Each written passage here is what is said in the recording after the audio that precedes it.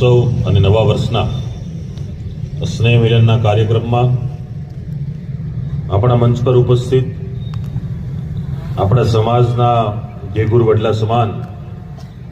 તમામ વડીલ મુરબ્બી, અગ્રગણ્ય આગેવાનો,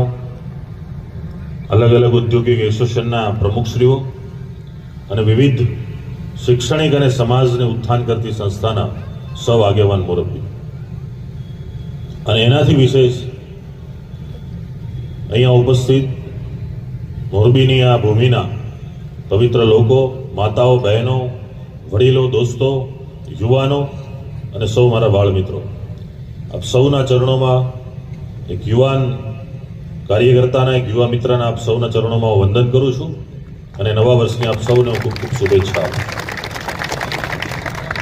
પહેલા જ્યારે પણ 2015થી આ 10 વર્ષની અંદર લગભગ 8 થી 10 વખત હું મોરબી આવ્યો છું, પણ જ્યારે જ્યારે મોરબી આવીએ એટલે અમને અમારું યોગી ચોક યાદ આવે. મનોજભાઈને, અમારા ભાઈ શ્રી નિલેશભાઈ, મનોજભાઈ કાલરિયા, બધાને ઘણી વખત મેં કીધું છે કે સમગ્ર ગુજરાતની અંદર પાટીદાર સમાજને આક્રોશ, તાકાત, મોહબ્બત, પ્રેમ, ભાઈચારો, લડવું પડે ત્યાં લડાઈ કરવું અને આવી વિવિધ ખુમારીઓથી મને સુરત પછી કોઈ સૌથી વધારે આખા ગુજરાતમાં કોઈ ગમતો વિસ્તાર હોય તો એ મોરબી છે. અહીંયા આ વખતે તો મનોજભાઈ કોઈ રેલીનું આયોજન નથી કર્યું, પણ અત્યાર સુધીમાં અમે જેટલી વખત રેલીનું આયોજન કર્યું દાદા, અમારો રૂટ અલગ હોય પણ આગળની ટુ વ્હીલ નક્કી કરે કે હવે રૂટ કયો છે,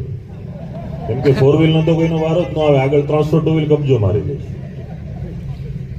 એટલે ઉત્સાહી યુવાનો છે. આજની પાટીદાર સમાજની જન્મદિનીને આપણે સ્નેહ મિલનના નામે આપણે ભેગા થઈ છે.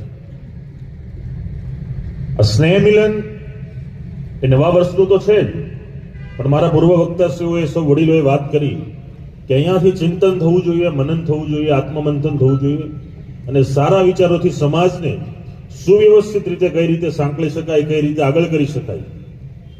સમાજને કંઈક નવી દિશા મળે. કોઈ પણ સમાજના, કોઈ પણ ધર્મના, કોઈ પણ પાર્ટીના, કોઈ પણ સંગઠનના કે કોઈ પણ તાકાતના સ્નેહ મિલન થતા હોય છે, તો સ્નેહ મિલનનો ઉદ્દેશ એ ભેગું થવું તો છે જ, પણ માત્ર ટોળા રૂપે ભેગું થવું એ સ્નેહ મિલનનો ઉદ્દેશ્ય નથી.